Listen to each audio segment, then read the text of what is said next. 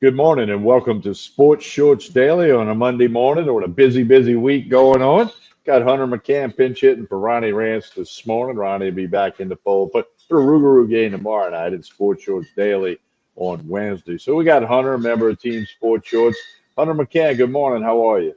Morning, TK. It's a beautiful Monday morning. Hoping for a pretty good week. And the MLB draft, officially round one in the books. The All Star break is upon us. So there's I'd say not a lot of sports happening this week with the MLB All Star break, but a lot of drama in the MLB draft last night. Yeah, a whole lot. The mock drafts all went out the window with the first pick, and just so much going on. You talked about this on the radio a couple weeks ago. July is typically not a lot going on. Sportscasters like to get away on a vacation. Football coaches like to Yep. family time or get away. I mean, you're getting away later this week because you've been working hard all summer. Spent what 13 days in Omaha. Yep. But I mean, with the All Star Week and with the British Open starting Thursday, FCC SEC Media Media Days. Days. I mean, the draft will conclude today. So there's just a lot going on, and we'll get into some of that here today on Sports Shorts Daily. So Hunter, first up, let's talk LSU and how they were affected by the MLB draft rounds 1 through 3 last night. 105 guys taken when you count all the sandwich picks and the compensation picks, blah, blah, blah. Your take on, I don't think anybody from LSU got picked last night, including the 4 signees. I don't think any of them will be back in the purple and gold. No, I absolutely think you're correct. And like you said, four guys drafted yesterday on day one. Cade Anderson, of course, who we expected to go in the top three picks, but we expected it to probably be one or two. The Mariners get a gift wrap. Cade Anderson at three after the Angels and the Nationals decided with the 1-2 pick to go a little bit of a cheaper route or a different route. So Cade Anderson will be a Mariner, yeah, and I think we all expected he'd be gone for sure. We expected the next pitcher to be off the board, probably be Anthony Ianson. Surprisingly, it was Chase Shores. He goes to the Angels in the mid 40s, got drafted to the Angels. And then Anthony Ianson just continued to slide. Eventually gets picked by the Red Sox at 87th overall pick. So they got great value in the later rounds of day one. And then before the evening ended up Ethan Fry as well getting drafted to the Astros. A lot of LSU fans who found themselves also cheering for Houston, pretty excited about that. So those four guys, I would imagine we will not see any of them return to LSU next season. They will get the opportunity to try to go make it to the show. Yeah, they will. And I was surprised Anderson didn't go 1 or 2, but hey, he went. That's all that matters. He's Yep. already signed a deal, $8.8 million, which was a little bit below the slot value, but that's okay. Jay Johnson says he's going to have a quick path to the majors. And I wasn't surprised by Shores. I mean, Hunter, when you're 6'8" and you throw 100, I mean, you're I not mean, wrong. yeah, I mean that we said it the other day already. You only got to have one team that likes you. You don't have to have all 30 that think you're the guy. So those guys, and then the 4 signees, and I'm sure Jay Johnson had that on his bingo card that if they went in the first 3 rounds, not going to end up on campus. So he had a couple of other signees who pulled their name out of the draft and/or told teams, "Look, I'm going to go to Baton Rouge. I'm going to LSU. Yep. So do not take me. You're wasting your pick." Now, don't mean they won't get picked in the 15th, 16th, 17th round. Just somebody could have their rights in case something changes, but they're not going to go early when all the money's on the Hmm. table. So that's what you got with the draft, and we'll see what happens today. More question marks for LSU will come out of today. Tulane did have a pitcher taken in the second round. Yep. Hopefully, some more Louisiana guys get picked today. SEC Media Day is full speed ahead in Atlanta, aside from the All Star game. SEC Media Day is full speed ahead. Greg Sankey kicked things off this morning, as usual. Then Brian Kelly going to be up in a hurry. I don't know what we're going to hear from Kelly. He's going to be speaking shortly. We'll talk about it more later in the week. But Hmm. SEC Media Days, no more Radio Row. They call it Digital Drive instead Welcome of to the new Radio age. Row. Yeah, welcome to the modern day of the internet and the technology and all that. But what do you expect to hear from the SEC Media Days? Not just Brian Kelly, but the whole thing. More of the same. I mean, I think we hear a lot of the same stuff at SC Media Days. I think last year was a little bit more interesting with the introduction of Texas and Oklahoma and hearing what they had to say as the SEC expanded. But I specifically for LSU, I expect to hear that, Brian Kelly tell us that this team's locked in and focused, ready for that Week 1 matchup against Clemson. It's the same stuff we hear every single year from Brian Kelly, and as he enters year 4, like we talked about, it's put up or shut up time, and I don't care about the talk anymore. You got to have the results on the field. You got to have a team that can put together a playoff run. And if they don't have that this year, there's going to be a lot of conversation about Brian Kelly. Even though that he's doing fantastic at putting together a staff and recruiting players, and you love to see how the futures look like it's going to shape up for this LSU team. When you're focusing on the now and what you want from this Brian Kelly team, you want wins. You want a playoff. You want to with Garrett Nussmeier under center, who we'll get to hear from today as well. You want guys that are locked in and focused. I think what I'm most interested to hear from an LSU standpoint, I want to hear what Chris Hilton has to say. A guy that hasn't been huge when it comes to talking in the media and being very vocal in a sense, at least to the media and to the outside perspective of the LSU program. I'm interested to hear what he has to say as he enters such a big year in his career, and trying to kind of bounce back from the injury that delayed his start last year to kind of how he finished it on a good note in that bowl game against Baylor on New Year's Eve last year. There's a lot to look forward to in this LSU team, and I love that they get to kind of set the pace for the week at SC Media Days. Yeah, I agree with you on that. So they're kind of coming out the gate, and we'll see what happens with all of that with the SEC Media Days, and we'll recap that. Everybody will recap it. You'll get all Mm-hmm. your info on that. Major League Baseball also in Atlanta. The SEC Media Days, College Football Hall of Fame, Major League Baseball, Home Run Derby tonight.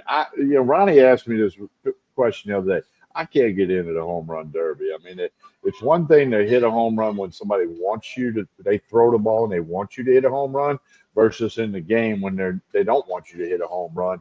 But I get it. It's for the fans. Chicks dig the long ball. I get all of that. I Good chance I don't even watch it tonight. I might peek at it. I'll certainly read about who won it, what happened, but I can't get into the home run derby. And you're telling me you're kind of the same way.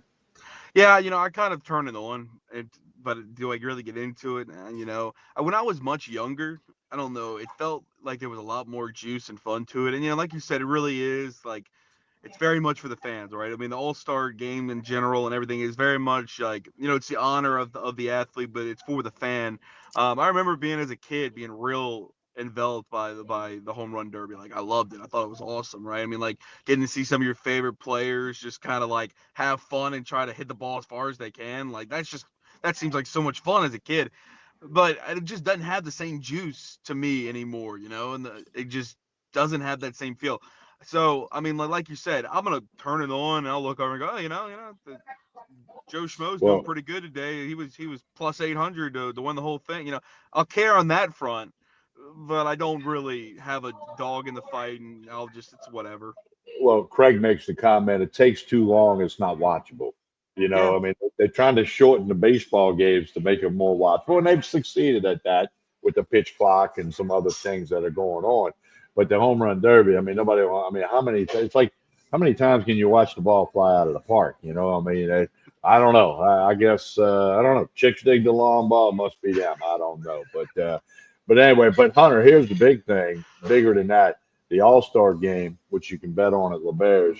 Two things about the All Star game, and one I think is significant. First thing I like is they're going to wear their team uniforms. Love it. NL teams will be in their home uniform because the game's in Atlanta. Visiting team, AL League, will have their visiting uniforms on. But the big thing, the ABS, the automated ball strike system, catchers and hitters can tap their head within 15 seconds of the pitch. It says instantly, and they can challenge the call of ball or call of strike. They did this in most of the spring training parks. They've been doing it in the minor leagues for a long time. Doing it in this exhibition game tomorrow night tells me the commissioner, it's no secret, they want this in baseball for next year. You and I talked Saturday when we were out at LeBear's. There's been so many really bad calls. I mean, 6, 7 inches off the plate, balls in the middle of the strike zone box that are called ball. Saw a couple last night in the Padre game yesterday afternoon. Yep. just totally blown calls. I mean, not even close to close. I get it when it's right there, or it nicks that little line. Okay, we got to live with that. But some of it's bad. So now there's been talk that the players aren't going to use it because they don't want to show anybody up. It is an all-star game. It is an exhibition game. But they used it in spring training. Many of them tapped the head or whatever. I think we're going to see it tomorrow night. And then I think we'll clearly see that in Major League Baseball next season. No, I think you're right, and I think this is an opportunity for a lot of casual baseball fans that haven't seen the system implemented, because a lot of guys that enjoy baseball may not didn't tune into spring games. I think that you have a better chance of viewership, obviously being a lot higher for the All Star game. So if players do use it, it will allow a lot of those casual fans to see this type of system and be interested in seeing it implemented for future seasons, especially if it goes as smoothly as it did in spring and as highly appreciated by players and the fans as it was in spring. Because I mean, to your point, like no, you get 2 challenges per game. You get to keep your challenges every time that you're correct. For every team, teams are not going to use it for those borderline strike ball calls. So ones that should be a 50-50 on the umpire's eyes. The one that just kind of nicks the corner, that gives still the human element, but it will eliminate those right down the pipe strikes called balls, or the ones that are 6-7 inches outside, like you said, that should have been a ball called strike. Those will be eliminated from the game if the ABS system is used correctly. And I think for that, that's a good thing. I'm happy that teams are not going to just be able to tap their head every pitch, which will just extend the game and cause frustration and pain for the fan and opposing teams. For that reason, it's a good thing. And I hope we do see it tomorrow night so that, like I said, fans can get a little taste of it before it's probably a reality next season. Yeah, well, you make a good point. The casual fan probably didn't watch a lot of spring training games, but they're gonna more of those will watch the All Star game tomorrow night, and so they'll get to see it if they hadn't seen it. The hardcore fans they tuned in to see it, so we'll see how that goes with the All Star game. Games will resume at the end of the week in MLB. Also, at the end of the week, you will have the British Open at Yeah. Royal Portrush in Northern Ireland. A good friend of mine went to the tournament. Not Ronnie. He normally goes to things like that, but he's not there. Another friend of mine went. So we'll see how the British Open goes. Round one will be on Thursday. And of course, I like watching the British Open. It's a challenge. And then if the weather gets bad, it's kind of like the U.S. Open. You see these pros kind of, they are fallible. They do make mistakes. Yeah, and how could you not pay attention to such a highly touted event? I mean, like every year the Open is just like loved upon, and it's so much fun to, like you said, in those situations where you kind of see the course conditions get a little difficult for these professionals. It makes it a lot more engaging, a lot more interesting. Scotty Scheffler, obviously the favorite, and Rory Yes. McIlroy not far behind him and everything like that. Like that's what you expect going into this tournament. Like how can you not place your money on one of those two guys, especially Scheffler, just how he's played since the Masters. I mean, he's just kind of uncorked it like he did in the middle of last season on the PGA Tour. Like it's kind of hard to believe that he won't come in and dominate this field and have another major under his belt.